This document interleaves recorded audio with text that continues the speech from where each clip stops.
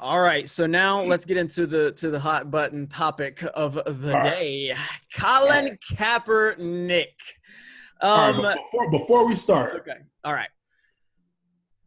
we have to frame let's frame how we're gonna have this discussion, because it's gonna turn into an argument. Sure, we know that. Damn right it is. You're damn right it is. But we got to frame it and from what perspective? Are we framing it as this is an argument because of his? Are we arguing the talent, the principles of the NFL, in that they want the best players who could help their team on the field?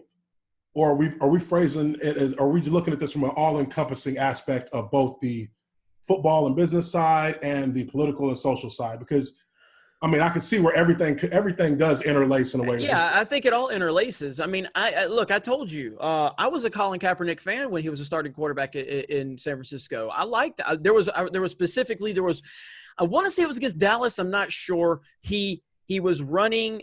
He ran a scramble, and he was out of bounds, and then somebody put a late hit on him, and you know this better than me. Obviously, you hit the other team hits your quarterback. Offensive lineman's about to go bust somebody up, and so so they hit Cap, and then the O lineman just came to his defense, and they were going after him, and I saw Kaepernick grab his offensive lineman and yank him back, and I'm like, holy fuck, dude. I like that. I like leadership. Like, because he was looking at it going, my boys are taking up for me. And it just struck me as – and a lot of people didn't catch it. But for me, I was like, I love the leadership of that, because he's the one that got hit. Picture. Yeah, he's the one that got hit, yet he had enough foresight to go ahead and pull his boys in check, because he was going, all right, I want my boys to defend me, but I also need them to block for me. We still got a game to play. So I loved that. I loved seeing that. And so little things like that. I also love when he took a shot at Cam Newton, during that game. And Cam got so mad, and Cam pouted at the podium and walked out because they were talking about – and then they asked Cap about it, and Cap was like, oh, it's just a little – I was just giving him a little nod, because he did the Superman thing. And Cam was so mad. So I was a fan of Kaepernick as the quarterback, because I felt that his skill set, and again, I follow him in Nevada. I'm a college football guy. I knew who Kaepernick was well before he came into the NFL.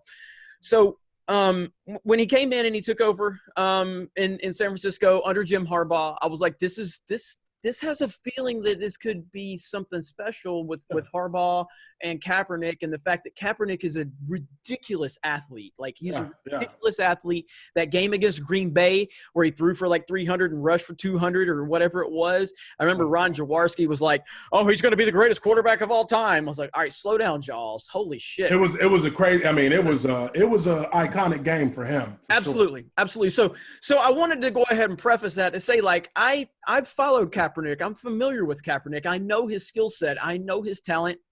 I watched him take his team to the playoffs, to the Super Bowl. I watched all of it. We know your history of your perception of Kaepernick. It's not always been negative. It's been you were a fan. You just see things differently. All right. Absolutely. So I liked him as a player, and I pulled for him as a player. Obviously, with the whole when Jim Harbaugh's effing crazy, by the way. I mean, the dude. That's why I don't have faith in what he's doing in Michigan. He's not. He had a San Fran team that was probably the most talented roster in the NFL at that time, and he allowed for certain players to walk. I mean, you had what was his name? Same draft class as me, linebacker, 52.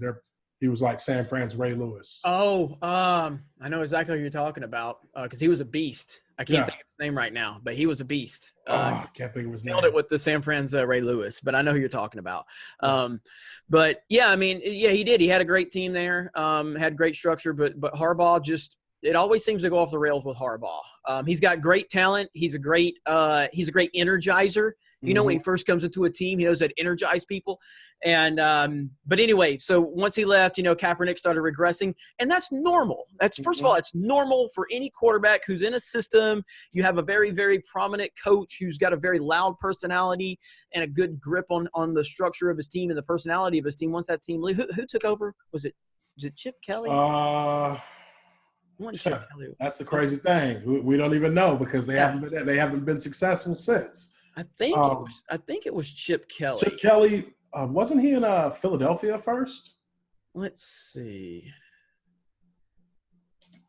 I'm having to look it up right now. I'll have to do it. I'll just have to do a little jump cut. I'm here. looking up their roster right now. Their 2016 roster. Let's see here. Players, where's coaching? Yeah, here it is. So Coach Chip Kelly named Gabbert the starter for the beginning of the 2016 season prior to the 49ers Week 6 against the Buffalo Bills. I can tell you right there, I can see why he would have been mad. Chip Kelly he doesn't have the track record of a coach who actually knows what he's doing from a personnel standpoint. Because he was starting to run Philadelphia into the damn ground, and they saw that and got him out of there quick. They were like, hell no. Yeah. So anyway, back to it. So Kaepernick, obviously regressed or whatever, and I don't really hold him accountable for that. That kind of happens to young quarterbacks, especially young quarterbacks that are dynamic like him. And the league starts to get game film on you, and you have to kind of try to remold your game once the NFL starts figuring you out. And a lot of times that does catch young quarterbacks and off. I mean, like sometimes sophomore slump. How does the NFL react to you after a breakout year? That's to find out whether a guy is on the path to maintaining at that level of play, or sometimes they regress. Yeah, you're right. Right. So then obviously it kind of went downhill from there. Too. Yeah. Went downhill from there, and then the whole kneeling thing started, and at that point, Colin Kaepernick, I paid attention to this dude. He was very arrogant, and I don't mind arrogance, by the way. He was very arrogant, flexing his muscles, taking pictures with his shirt off, posing by his Ferrari, posing with hot ass women, nobody hating. I remember when he had what was that hat situation? He was wearing a flat bill hat, and some people got mad. What was the hat problem?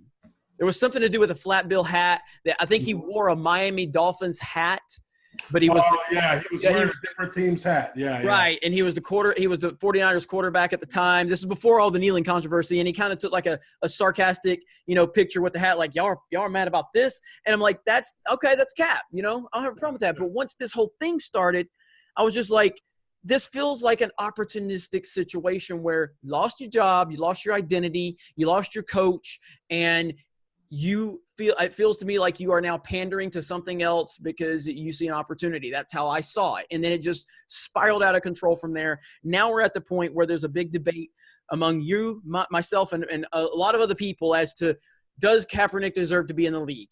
Yeah. How I look at this is the same reason I'm bringing up his name, not to have the argument. Tim Tebow, Kaepernick is not in the league for the same reason Tim Tebow's in the league, but it's different circumstances. The bottom line is both of them bring insane media attention with their names. Mm-hmm. You can't put Tim Tebow as the backup quarterback on any NFL team right now because the nonsense, the circus that follows will be such a distraction to your team. The same applies to Kaepernick. In what respect, though, as a starter or as a backup? I don't think that the argument is that people aren't up in arms because Kaepernick's not a starting quarterback at all. People are up in arms because Kaepernick is not being afforded even the opportunity by way of tryout. I mean, if he was tried out with any team, half of this would go away instantly. But again, my point, what I was talking earlier. It's not that he's not a starter. It's that he's just not even getting a shot. He's had two opportunities. All right, so Baltimore was going to look at him, and his girlfriend sat there and posted a picture of Django Unchained and compared the owner and Ray Lewis to the Django Unchained slavery scene. I've never seen Django Unchained, so I can't speak directly to the scene. And then he retweeted it. Why would you follow through at that point? I don't think he retweeted that. Yeah. You can look it up, but so that happened. At that point, why would you follow through again? At that point, you're like, wait a minute, they're calling me a racist. Then you had Miami, who was reportedly interested, and then the Castro stuff come up.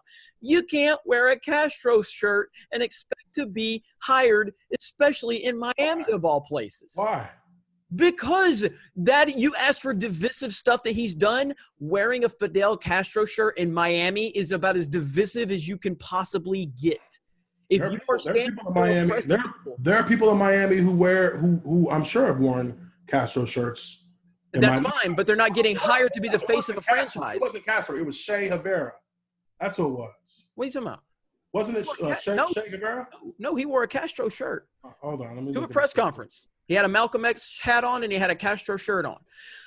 It's been very well documented in Miami that he wore this Castro shirt, and he praised Castro.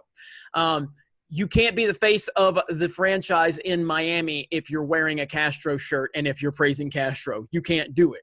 That's just absolutely insane in every possible way. You can't expect any team and any fan base to accept you under those circumstances. Again, I don't care if he praised Castro. It doesn't matter to me. I could care less. It means nothing to me if he praised Castro. But from a team standpoint, from a fan base standpoint, yeah, you can't do that and expect to be signed. So you've got two situations now where two teams were reportedly interested, and he's ruined both of those opportunities either directly or indirectly by his associations. He's just, I hate to use the word, he's a toxic individual. Nobody wants to deal with his nonsense. It has nothing to do with his ability at this point. It has to do with the circus that he brings. Look, well, from what I researched just now, Kaepernick never retweeted what his girlfriend sent out, which I believe she sent it out prior to any discussions between the Ravens and Kaepernick on a potential signing. She made that tweet, so that actually happened.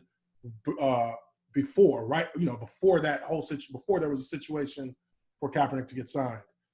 So that he had no control over. So as a team who's looking to get a player to help them improve their squad, you don't sign him because of it. That's Baltimore's right. That's fine. I don't have a problem with that. Your family can cost you, or your girl, she can cost you a job. That can happen. But that he didn't retweet it. He didn't come out in support of it at all. And at the end of the day, you can't hold that against him personally on whether you'd be willing to sign him or not. I'm sure you can when there's a pattern of behavior with him. But that's not his behavior, though. That's not his behavior. Dude, that's his girl. He wore socks with pigs on it, just calling all cops pigs. Like he said socks with that had pigs on it. Yeah. Yeah, he wore that in protest because of the backlash that people gave him over taking a knee. Okay, that's fine, and you can. Why? He has every right to wear that, but that doesn't mean that teams have to like it. These are the same people. What does it matter to the team if he makes your team better? Who was protecting him when he went to the Super Bowl? Police officers. Yet he wants to call them all pigs when he wants to act like he cares about oppressed people. But then he's nothing in anything he has said has he ever used the language "all cops are pigs" or "all cops are evil" or "all cops are corrupt" or "all cops shoot black people who are unarmed in their back and then throw their taser next to the black person's body so that they can use that as their evidence to get out of just committing murder. He never said any of those things. But he's implied that this is a widespread problem. He wore socks. It absolutely is a problem, and it's widespread. I told you, an unarmed black man is 3 times more likely to be struck by lightning than killed by a police officer. So, are we going to protest lightning? No. That's a false equivalency. That's not a false equivalency. That is a false equivalency because the fact. The statistic your life is in more danger by lightning of being shot. The statistic of being shot is one aspect of the underlying problem. The underlying problem is people. Listen, again, the people being killed is a statistic that represents a piece of the larger issue, the piece of the real issue. The real issue is why, as a black person, do I need to be afraid of a fucking cop when I get pulled over? I mean, you don't. I mean, says you, right? Says you. I mean, again, okay, but that's not how history has treated it. How? I just said more white people are killed by cops than black people. Black people make up 17% of America's population. Doesn't matter. So by the sheer numbers, wait we a minute. could not be shot more than folks have been shot. That's Wait a minute. So at what point as a white person am I allowed to be fearful of cops killing white people? Where's the statistical number? Give me the single number. Again, like I said, you're looking at the stats and you're using the stats as the I'm using the argument against you. You're using yes, you're using the stat, but this is what I'm saying. The stats are only a part of what I'm telling you. Okay, I'm asking you, at what point am I allowed to be fearful for my life if white people are being killed by cops, period, and they are. There are numbers to prove it. White people are being killed by cops. At what point am I allowed to be fearful for my life? I'm not, but when can I be? To answer that question, at what point should you be fearful? At the point where when I break the law, no. Because now we got to go further. We got to go back into. We got to jump in this time machine and go back. When your family is, or when your family is in constant fear of hate groups like the KKK, whose members are also members of the police, whose head master dragon is the chief of police, whose city mayor is also a member of the KKK, when the governor and the senator and the representatives of that state have roots that go back into groups like the KKK, that is when you will be afraid, because it means you are now within the lion's den of people who don't like you. You're now an individual who's living in a city or a town where everyone who is of any real importance or authority is it sees you as an animal of lesser being, a lesser than human kind of an animal. They see you as an animal. They see you as somebody who's not deserving of the same rights that they have as a first-class citizen in the United States. And to get your dirty ass out of their town, they're going to use fear. They're going to use intimidation. They're going to trump up charges. They're going to plant evidence. They're going to set you up so that they can get you out of their community, to keep it pure, to keep it wholesome, to keep it from being tarnished by this less than human animal that we used to have in chains, and now they're running around free on our streets. We'll use propaganda and say that they rape our women and that they're hunting our kids at night. Those are the type of things that have been used against people of color, more specifically. Never been used against. Hold on, no, there is no institutional master plan such as things like the Southern Strategy that are put in place to subjugate white people. So you're saying I'm not allowed to be scared of cops based on the color of my skin? You can be scared of cops. You can be, because at the end of the day. But I'm not, because I don't break the law, and I don't sit there and threaten cops when they pull me. I don't break the law. Okay, I get scared of cops. I get scared by cops. Why? Because I've been pulled out of my car by a cop before. I have too. I've been asked by a cop, why do you? I've been pulled out of a car by a cop who pulled me over. Why? I don't know. He never explained it. But I can tell you how the story went down. I'm in my car. Now, it just so happens I'm in a $300,000 car. I bought it with my own money, my hard-earned change, and I'm driving back from a radio interview that I did for YouTube, and it's about 9 p.m. at night, and a police car pulls up behind me as I'm at a red light. This car is a convertible. The top is down, the windows are down. It's the middle of the summer, 9 p.m. Soon as I turn on the arrow, when the arrow turns green to turn left, here come the flashlights. And the thing is, when those police car lights came on, each car that was with the car next to me and the car behind that one, both had black people in the driver's seat. And when those lights went on and I looked to the right and saw her car and the car behind her, we all had the exact same response. We all had the exact same reaction. Traffic got stopped right in the middle of the intersection because we all panicked. We were like, oh shit, cop, oh my God. I watched the cop running my plates while he was behind my car at the red light.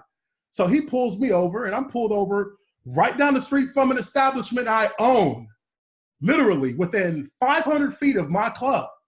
I'm pulled over on the in front of a Waffle House, across from a Starbucks, and this officer comes up to the car, and I'm in a Audi R8 GT Spider. This thing is as low to the ground as they come, and it's a convertible, so the top is down and all my windows are down.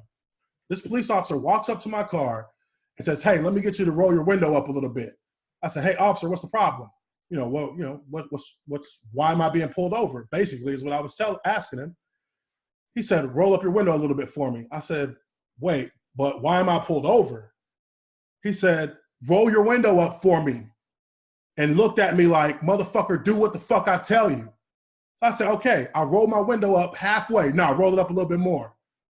All right, cool. Roll it up a little bit more. He sticks a tint measure on it. And now my car has tint on it, but it's not dark tint, it's smoke tint. So it's actually under the legal limit. Technically, it's allowed in the state of Georgia. He puts his tint measure on my window, doesn't even he looked at it for barely half a second and was like, "Let me get your license and registration, your tint's too dark." And I'm like, "But wait, officer." This is what I said to him. I said, "Wait, officer, but why am I being pulled over? You were behind me at the red light and you pulled me over, but you haven't told me why I'm being pulled over. You just told me to roll my window up. So you now have just given yourself a reason to even have to deal with me when there was nothing that should have alarmed you with me being in front of you at the red light at all." You're showing some type of standoff aggression. Why did he pull me over? I've been pulled over. Why did he pull me over? And they tell you why they pulled you over, right? Yes, because I was used to drive sports cars all the time. I would never be breaking. I wouldn't be breaking the law, and I had black tinted windows, so they couldn't really see who was in it. All right, so they pulled you over. Okay, I have a Kia right now, and I have my Z car, but I drive my Kia almost everywhere. I never get pulled over in my Kia. My Kia has illegal tint everywhere, even on the. Probably shouldn't say it. My Kia has illegal ass tint. Okay, illegal. Okay, look. All right, but I never get pulled over my Kia. But my sports car, I get pulled over all the time. Well, let me explain to you. So the point is when I get pulled over, yes, sir, no, sir, what do you need? I never question it. Yeah, that's how it started until he told me he needed to see my license and registration. Again, why not give him? Why not give it to him? Okay, listen, this is in the heat. This is at the peak of all of these shootings that were being I get that, but I'm just saying, I have never in my right mind thought about questioning a cop when they asked me for my license and registration. To put it in context, I have no problem with this discussion. Well, we have to, because it ultimately leads to a discussion about race in America. It doesn't, because why didn't Kaepernick, were people not getting killed when he was the top tier quarterback? When if he would have taken a kneel when he was in the Super Bowl, how much power he would have had? This is about him being a loser who lost his job and needed to find an opportunity. I wouldn't say that. Why? Because what wasn't publicized before he started taking that knee was that he was heavily involved with activists in the city of San Francisco over the unarmed killing of a black person in San Francisco in the month leading up to him taking that knee. So there was already a situation that he was involved in from a civil activist standpoint that, for him, obviously, it touched him deeply, and it caused for him to look at what was going on around him from a different perspective. Now, but it's a Castro shirt. So we're a Castro shirt. Yeah, that's just deflection. That's deflection. That has nothing. By oppressed people, but he wore a Castro shirt. But these are people but Castro is an individual that America tried to oppress and force their own political. Oppressed people are oppressed people, and Castro oppresses his people. Yeah, no doubt about it. I agree with you on that. So but you can't at the time that Castro took over as leader of Cuba, the United States tried to bring him and rein him in to the democratic way. Castro said, "No, we ain't doing that. That's not for us." And so what they tried to do from that point, they tried to fucking kill him. That's when Castro became the villain. But that has nothing to do with that's fine. John F. Kennedy himself admitted that was the biggest mistake the United States had ever made. That's fine. But Kaepernick claims to care about oppressed people, but he is co-signing a dictator who oppresses his people. At one point, Castro was seen as a revolutionary. Not when Kaepernick wore that shirt. At one point, Castro was seen as a revolutionary until he turned the United States away. When he turned the United States down on democracy, he became the villain. So let's be straight about that. But I'm not speaking anything else that has to do with Castro, because we know what he's done. But we know what he's done, and we know that yes, he does oppress and suppress any dissension within Cuba. And be clear, I don't have a problem with him wearing a Castro shirt. He can wear any shirt he wants. So then it should be done. It should. If you don't have a problem with wearing a shirt, no. My thing is he wants to act like he cares about oppressed people. I don't believe he does. I believe he's. But what evidence do you have to that? Because he spent $1 million of his own dollars. Because when he was at the height. When he was at the height of his career, he never cared about kneeling. Tim Tebow sure didn't shy away from. It wasn't his perspective at that time. Maybe, and again, like I said, of course it wasn't, because he was working with the world. He began working with the San Francisco Police Department in regards to the killing of an unarmed black man in the month leading up to the situation with him taking a knee. So clearly, there was a point in Kaepernick's life where he had an epiphany about something about what was going on. His crazy ass lunatic girlfriend. Hey, maybe she was part of the catalyst, but there was something that moved him that was genuine, or he wouldn't have. I mean, come on, dude. Let's be real. Yeah, it's called losing your starting NFL football job. Whether you lose your starting NFL job or not, if you're a player on the team making the kind of money he was making, all logic says sit your ass on the bench. You get a year to get healthy, to reestablish your confidence, and you can try and get back on the horse and try and win back your job at a later point. That's what players are going to do. That's what he did in the preseason. No, this all started in the preseason.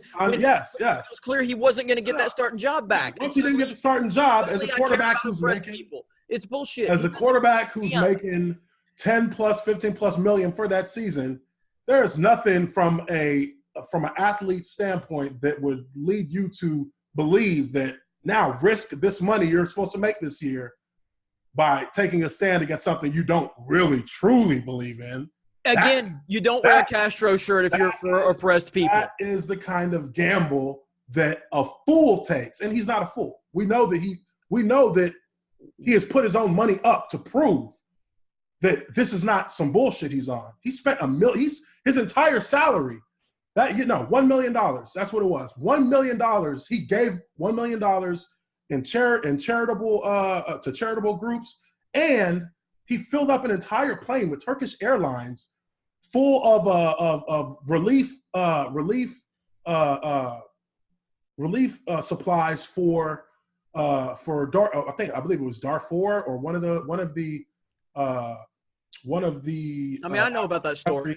Yeah, the dude put $1 million of his own money up, dude. I don't know about that story because nobody puts. He made sure the media knew about it because we have to make sure Kaepernick's a great guy. But again, when people doubt your sincerity. When you wear a Castro shirt, yes, I doubt your sincerity of caring about oppressed people. When people doubt your sincerity, what's the easiest way to prove? Not wearing a Castro shirt. What's the most convincing way? Not wearing a Castro shirt. To prove that you're genuine about how you're perceiving things is that you put your own stake in it. You put your own skin in it. And he put his own skin in the game. So it means the dude's legit. Nobody's going to do something like that and put their future in serious doubt unless they truly believe in it, dude. Then why wear a Castro shirt? He's what the Castro shirt. I can't look. I'm not going to sit here and say I know what he was thinking, but I can look at that Castro shirt and say I can infer and speculate on my own that Castro shirt represents the ideology of Castro the revolutionary, not Castro the dictator that he would become. But your stance is about oppressed. One of the most famous lines ever uttered in a movie. Live long, you either die a hero or you live long enough to see yourself become the villain. Don't start kissing me with Dark Knight references. Hey, Castro, motherfucker. Castro was the hero, And what happens to a lot of our heroes in our history in the last 100 years in America, Malcolm X, JFK, Martin Luther King, all these different iconic figures who we hold on a different platform than everybody else in society.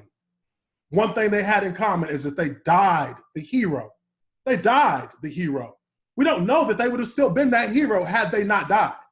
And that's one of the things that makes them so great in terms of the martyrdom that we see them with, is that we don't know that JFK would have been successful. We know of some of the ideas he had moving forward, which were, one, to draw the United States closer socially to Russia in terms of destroying, in terms of getting rid of the narrative that Russians are bad because of communism.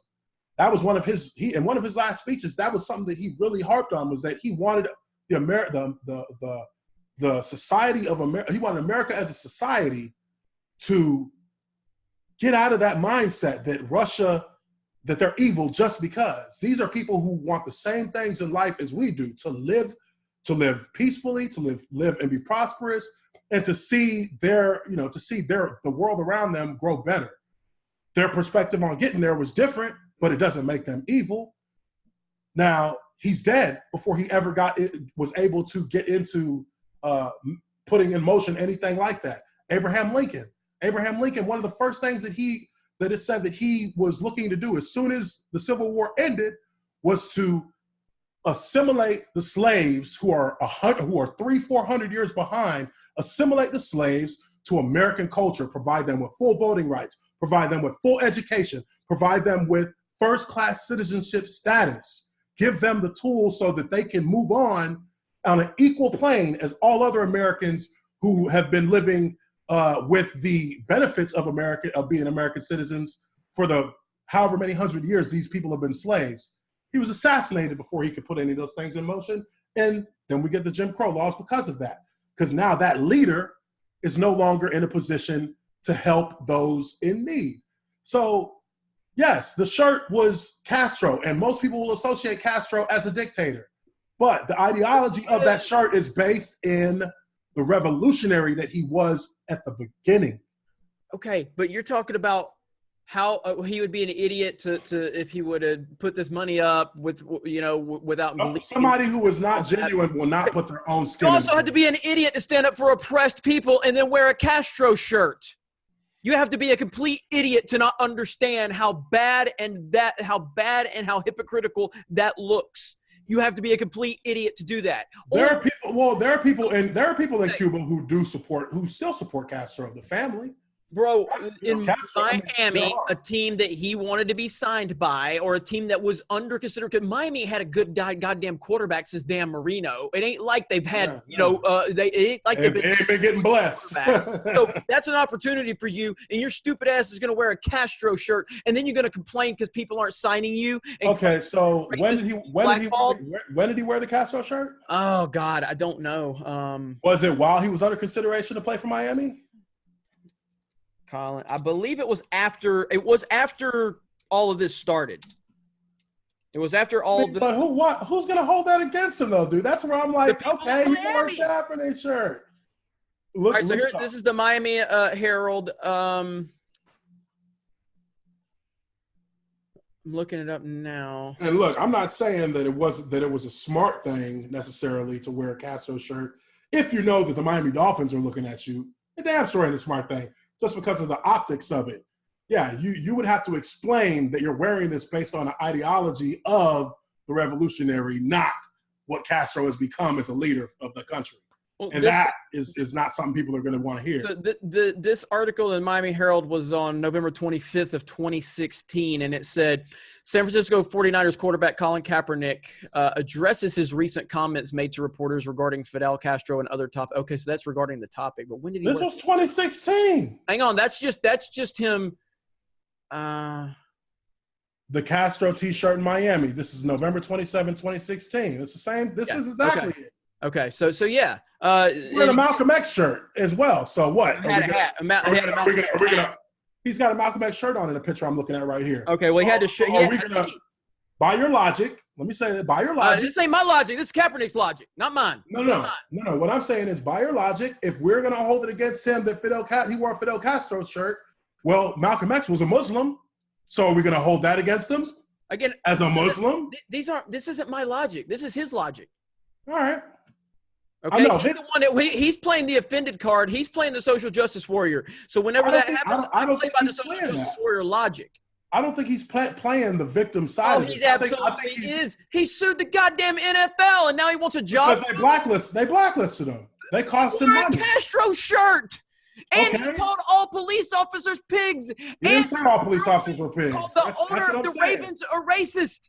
He didn't call all police officers pigs. He never even uttered the words. Okay, so wearing socks. Okay, that's so if I wear socks depicting black people in some kind of defamatory way, I'm not calling all black people that, right? Is that the card? Everything's in context. You have to be it has to be in context. So nothing is in context in 2019. Well, but we're not taking look, we're smarter than that, so we have to take it into context. We're not bringing police brutality into context. We're because you're trying to compare them on strictly a numbers level, which you can't because there's not an equal playing field. That's all we have to go on is numbers and statistics. No, you don't. You have history to go on. History tells you a lot about why things are happening. We're not supposed to operate in actual reality of 2019 or 2018 or 2016 when these comments were made. We're supposed to operate. No, that's not what I'm saying. That's not what I'm saying. It's not revisionist. To look back because in the history, when you wear every great philosopher will tell you themselves that all you have to do to find out about a person's future is look at their past. You can look at exactly and find out why things are happening. Never cared about any of this until why things are happening the way that they're happening now in America. Okay, so if I'm supposed to take history into account, why can't I take Colin Kaepernick's? I'm not saying take it into account as in specifically. That's what about. Where did his protest come from? Where does his protest come from? That comes out of his mouth. Because he's never shown any indication to care about this. When Tim Tebow, because he hasn't come out to the media and said it doesn't mean when he was on top of the world. When he was on top of the world, doesn't mean he never cared. When he was on top of the world, flexing with his muscles and his tattoos and all the hot women and his Ferraris and his big houses. That doesn't change the fact that at the end of the day, even with all of that, if he's driving down the street and a cop pulls him over, he's gonna get fucking scared because of what? Because of the history. That's why. Right. So we can take history into account when it applies to the discussion, but not when it applies to Kaepernick. No history of caring about black people. But you don't know that. He's white family. No. You don't know that. In his when his upper middle class white family was raising him because his black family. Do you know where he's from? What? Know where he's from? What do you mean from? Do you know where Kaepernick's from? Where he was born and raised? Where he was raised?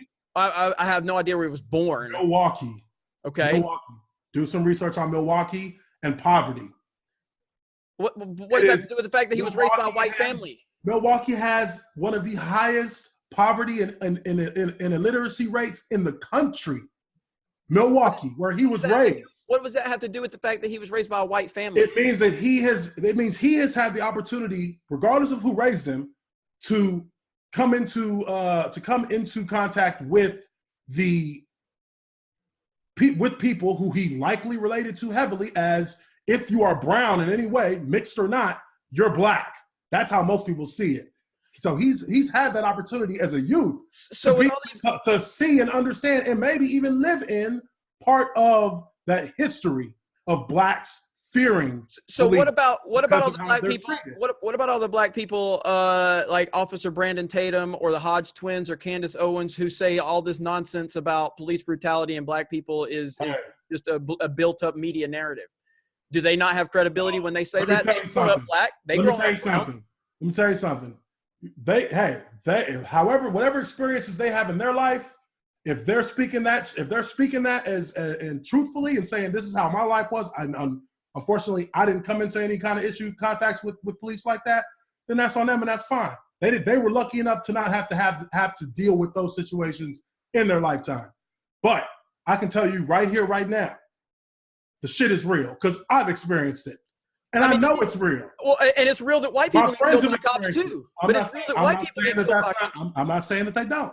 I'm not. Trust me, I'm not gonna say that white folks don't get killed Tell me more. this. Tell me this. Is it real that I was physically assaulted multiple times because of the color of my skin because I walked on the basketball courts and a white person wasn't I get that, but we're talking about. Hold on. We're talking about. We're talking about police. We're talking about wearing Jordans, right? We're talking about police brutality, right? I'm just saying you So can let's play keep it at whatever police victim card you want. No, it's not a victim card, dude. It's not a victim card. I have been physically assaulted for the color of my skin multiple times. So that you should know. And that if somebody says it, if part of somebody, life. it shouldn't. No, it's not that simple, dude. It is that simple. You've been attacked because of the color of your skin. You know what it feels like. It's no big deal. Targeted just because of what you look like. Yes, it's no big deal. Now, it's no big deal. Okay, if that happens to you, and that happens to everyone you know, and that happens to people in your family dating back hundreds of years, is it going to be just the way it is? Is it going to be something that you don't that you look back and say, oh, well, you know, hey, that's life? No. Everything you go through in life is built to make you stronger for the next day. Hey, that in some situations, that context is 100% true. No, that is in all situations. If you're not but in these situations, what is it for somebody to be put? What is it for somebody to get convicted of having half a pound of weed, and because he was on probation, now they're gonna give him 15 years. I mean, another guy gets convicted of raping a woman and gets 6 months. Why? You tell me that's never happened with a white person? Because I'm talking about a white person, and this is in this specific case. Right. White people have been screwed over, and white people have benefited from the system, just like O.J. Simpson's walking free. Like, I don't know what there's a circumstance for every argument. O.J. Simpson's walking free, right? For that one O.J. Simpson walking free, how many police who have killed unarmed black men unjustly? Not saying that, look, I'll never dispute that. Ray Lewis never had to do that. Was not a situation with the police. But Ray Lewis is free. Ray Lewis killed guys and was able to convince them that it was self-defense. Exactly. He was able to prove that the prosecutors were not able to prove that he did it. But I'm told in the judicial they were not able to. They were black that it doesn't matter if it can be proven or not. You're already guilty. We pretty much know Ray Lewis did it. We pretty much know OJ did it. Well, because there was not actual. No, Ray Lewis got in a fight and he ended up stabbing and killing a cat. You can argue self-defense in that situation. Absolutely. Absolutely can. I'm not saying that he was, but. And by the way, Ray, big fan. If you ever see this video, don't kill me. Don't kill me. OJ, I already know you're going to kill me at some point. But the prosecutors could not prove that he did it out of anything other than self-defense. Therefore, you cannot. Do you know? Ray. Well, it's like on the field. I know Ray Lewis. Okay. Because I played him so many times, we recognize each other on the field. Okay. But we're so far all we're all we over. Are, but we knew this was going to happen, though. We knew this was going to happen. The point is videos. I want people. This is my point. Well, hang on. I just want people to see, like, it doesn't matter how much you agree or disagree on this topic. It doesn't matter how divisive it gets. Uche and I have nothing but respect. Yeah. Nothing but respect, man. I'm not boys right after this is done. Like, it's not that deep at all. Right, and that's why I want people to say, well, it's deep, but it's like. It's deep, and we both understand and respect that it's deep from both our perspectives. There are passions about this because of the perspectives that people have, and again, everybody's life experience is different. Right, and that's why I brought up the entire thing about history. History can explain where the underlying issues and anxieties of people are with the police in the black community. Look, California. This is one thing. This is another thing that kind of just is an example of how things get flipped a lot for black folks. California, back in the 60s, when the Black Panther movement was at its height with Huey Newton as the leader, these guys, were asked, well, why are you guys walking around with guns? And they're like, we're walking around with guns because it's legal to walk around with guns. It's our Second Amendment right to arm ourselves for self-protection. We're not arming ourselves to go out there to kill cops. We're arming ourselves to protect ourselves from cops who want to kill us. So because when we go outside at night and we're walking with our kids, these police pull up on us, accuse us of things, beat us, and if we make any kind of move, they shoot us. So the first thing we're going to do is we're going to educate ourselves about the laws. We're going to know exactly what the laws say we can do and what we can't do. We're going to know exactly what the laws say the police can do and what the police can't do. And we're going to hold them accountable for the way they act in front of us, because we'll have protection on us if it gets to a point where I got to defend myself. But before I get to any of that, I want to make sure that this police officer knows that I understand my rights. Well, guess what happened after that? They made it illegal to open carry weapons in California because of that. They changed the laws because black folks were using it using it as it was meant to be used by as it's dictated in the Constitution. They changed the way that the laws work once black folks caught on to that. So that if that doesn't tell you that they're afraid of seeing black people on a level playing field, to where if they feel like they're in a situation where their life is threatened, they can actually defend themselves. Police don't want that, because that means now they're no longer subjugated to your authority. They have equal civil rights against the misuse of your authority. And that's what the police didn't like. And that's why they changed the laws. Now you look at what's going on here in this country, you think if black folks in today had that mentality of the Black Panthers and knowing their rights and knowing that if a cop comes after me and tries to say I'm resisting and I know I'm not, and then tries to physically assault me, I'm gonna use what I got to defend myself. Police wouldn't go half as hard as they go at black folks when they pull up on a black person. They wouldn't hold their hand on their gun when they're walking up to your car. They wouldn't talk shit to you while they got you in handcuffs like they had my ass in the back of this cop's car while he illegally searched my car, and I had to point out to him, yelling out the window, "Officer, I didn't give you any consent to search my car. What are you doing?" And then he tried to use that excuse of, "Oh, I smelled weed." How you gonna smell weed in a convertible with the top down and the windows down in the middle of the summer? We've been sitting here for 20 minutes, but you smell weed, and you're gonna reach over the top of my car and start trying to pull the seat so you can see if and there's a I think I see a roach in there, but you need I'm not gonna cite you for that. I said, "Officer, my car just got detailed yesterday. There ain't nothing in my car. My car is as clean as it's ever gonna get, ever." For the moment, right after it gets cleaned by my detailer. But those are the type of things, man, that they do because they use the law to their advantage. If we did the same thing, we're a threat. And that's where people get shit twisted about why things like what Kaepernick did are supported by minorities. Because don't nobody listen to the nigga who ran up out his car and got shot in the back 6 times. They don't want to hear that. And he was a vet. He was a vet and they didn't want to hear that. And they shot him in the back. Kaepernick has a platform. If we're role models, then be a fucking role model. When something's happening that you know ain't right, stand your ass up and say something. Role model, athlete, millionaire, say something, because they don't care what we saying. And he did it, and they fucking blacklisted him for it. But you know what? People love that cat. Nike's value shot up 30% because they brought Kaepernick on. 30%. That's billions of dollars that their value went up because of Kaepernick. That's because the people got Kaepernick's back. People who know, even white folks. I'm not even gonna say just minorities, even white folks. White folks, you know what? Poor white people get treated damn near just as bad as black folks do. And that's the fucking truth. So at the end of the day, yeah, you could say it's not just black folks. It's people who ain't got money. They get treated like that. And this motherfucker, because he took a stand, and not only he took a stand, because there was a lot of cats who took knees. He's the one who said, "I'm gonna give my career up for it." Because at the end of the day, your career is done. Everybody in the league know that. Your career is done. Once it got up to the top with Trump, everybody knew, oh, he's done. It's over with.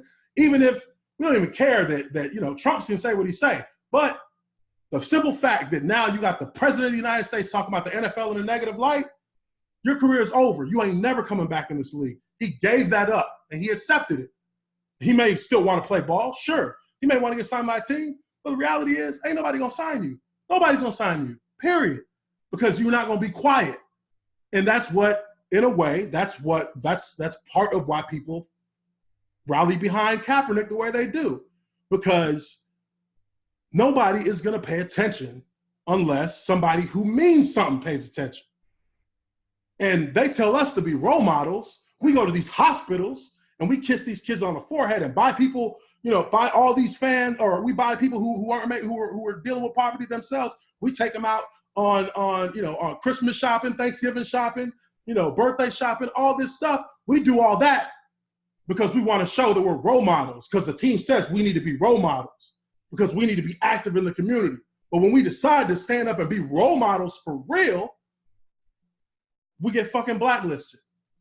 So maybe we should stop going to hospitals and seeing these kids. Maybe we should stop taking people out and getting them Christmas dinner and getting them Christmas gifts for their kids. Because at the end of the day, if I can't be a role model 100% the way that I see, then I shouldn't even be one at all then. Because I'd be a hypocrite to go over to Children's Hospital and be over there taking pictures with kids and be over there saying, oh, stay in school, do this and that, listen to this and that, listen to your teachers, listen to this and that. But when my own people over there getting blasted in the streets, I don't say nothing, and I sit back and say, well, want to keep my job, don't want to get fired, because I know if I do this, people ain't gonna like it. You know how it is, because you run a business where people come and attack you because you say things that other people won't, because you stand up for things you believe in. Other people don't necessarily look at it the same way, and there are people that respect you, including myself, and there are people who buy into your business because of that, because you speak truth to them. So how is it any different if Kaepernick does the same thing? He doesn't own his business. The NFL. No, he doesn't own the NFL. Business. Yes, our body is our business. No, if he owns the NFL, then he would be in the NFL. He has no authority. I own Geek Streamers. So if I get, right? I'm just gonna have to update this. I'm just have to upload this video. And say, all out debate, because I don't know what I don't even know where we went to. We were supposed to argue about Kaepernick. And it turned into the whole fucking thing. And now I don't even feel like talking about Kaepernick no more. I don't either. How the hell you know what? I think people are gonna enjoy this. I hope it's gonna. How long have we been recording, bro? It's been at least 2 hours. Holy shit. I gotta go walk my dogs and everything. At the end of the day, let's do our closing arguments on Kaepernick. Just round this out like this. So we can chop all the other ones into different kinds of videos. Yeah. So really, closing argument on Kaepernick is this: I feel that if you tell me, Jeremy, look at Colin Kaepernick as a quarterback on talent and ability alone, do you believe he deserves to be in the NFL on that alone? I would say yes. I absolutely do. And that is the only argument that I've wanted to make. Right, but it's not that simple. It isn't. You're right. It's not that simple. Just like I believe Tim Tebow should be in the league. Maybe not as a starter, but based on what he's done, based on his all-time great college career and the fact that he came into the NFL, regardless if he has ugly mechanics, regardless if he has 47. For the NFL, nobody cares about. Right, huh? The NFL, then you're in a new proving ground. Right. But he did come into the NFL. First round pick. Right. He came into the NFL on an 0-4 team and took him to the playoffs and won a playoff game. Mm-hmm. It was ugly. It was cringe at times, and I'll be the first to admit that. But he showed enough potential. He has the intangibles of a great quarterback. To where I believe he should be he should have had the opportunity to be a backup quarterback and set behind somebody. But even Peyton Manning, when he went to Denver, it's been reported Peyton's told John Elway, I don't want him here because of the noise that comes with Tim Tebow. Even Peyton Manning didn't want to deal with that fucking noise. Peyton Manning's a dick, dude. I know, he's a dick. So okay. But even his ego would need to be satiated, and Tim Tebow would get in the way of that. Right. So with Kaepernick, I just feel that there's too much noise, the media, the social media, and that's not necessarily Colin Kaepernick's fault, just like it wasn't Tim Tebow's fault. But at the end of the day, that's what's going to come with it. And at that point, when you bring all of that into it, I do not believe that he's worth the trouble that he will bring. I'll give you the final word, and then we're going to close this out. Okay, so I can totally understand that perspective that you have on his effect on the city that a team, if a team signs him, that entire city is going to, be dealing with a media circus. So, for lack of a better term. But at the end of the day, I don't think that people, like I've said earlier, I don't think the uproar is that we believe that Kaepernick should, be signed to a team. I don't think that that's what people are really not happy about. People aren't happy that he's not even getting a look. That you're seeing these guys who clearly, in any other situation, any other alternate universe, the NFL would never look at Josh McCown over Colin Kaepernick if he's available to play. Or at the very worst, they're going to bring in both of them to see who can work in the system better. The NFL they're getting a lot of ill will from a lot of fans in the minority community because they're not giving this dude a tryout. If he ain't good enough, he ain't good enough. But give the dude a shot. Everything on the side of that is just politics and just people's opinions and feelings. Fact of the matter is, you want a guy who can help you win. You want a guy who can make your team better. If that's what the NFL claims that it stands for, and claims that the principles of competition are based in, then give the man a chance to compete and show whether he is good enough or whether he is too bad to be an NFL quarterback at any level, starter, backup, or otherwise. That to me is the crux of all the problems surrounding Kaepernick. If he gets signed to a team, 65% of the noise goes away, and it goes away in under 30 days. It's all gone. If he comes onto a team and starts winning, not only is it a good redemption story for somebody who lost their spot in the league, it's also going to provide a team with boosted sales for apparel and memorabilia because he's already created himself as a brandable person to the company that makes the jerseys the NFL team wears. The company that is the official apparel partner of the NFL is already in his corner. So you only strengthen the brand by bringing him in. You leave him out there, you're just letting that fire burn. And every time you sign somebody else who people know in their hearts whether they are for Kaepernick or not, I can guarantee you that 9 out of 10 people who are against Kaepernick, if you tell them, okay, but you think he should not be in the league and a guy like Josh McCown should get picked over him just based on talent, they're going to say no. I would take Kaepernick on my squad any day. Not to disrespect Josh McCown, because hey, the dude played a long time. He played with various teams, and he's helped each team as much as he could in his time playing with them. But just on the physical attributes alone, he's not comparable to Kaepernick. You can put Kaepernick at slot receiver if you don't want to put him at quarterback. Put him at tight end if you don't want to put him at slot receiver. I mean, shit, he can help your team in more ways than just even being a quarterback. So, with all that being said, I think people need to step back from your opinions and your feelings about Kaepernick and look at it from, if I was looking at a board of players and I knew how good these players were based on a chart next to their names, and they're gold, bronze, silver, or platinum, and I have the choice between taking let's call him a silver at quarterback and taking a bronze, in what world do you take the bronze? I mean, I hear you. In a world where maybe you're trying to save some money. I'm trying not to argue because we're trying to close this up, but at the end of the day, we just want to see him have a chance. That's it. I don't care about whether he makes it. If he makes it, great. He's back in. You're lucky. Handle yourself. Don't try not to compromise whatever principles you have, but play the game of football. We don't need another national crisis over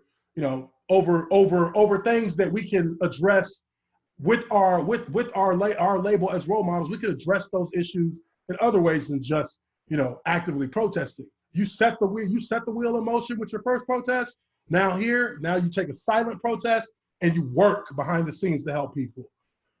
But it has nothing to do with that at this point. People just want to see the dude get a shot.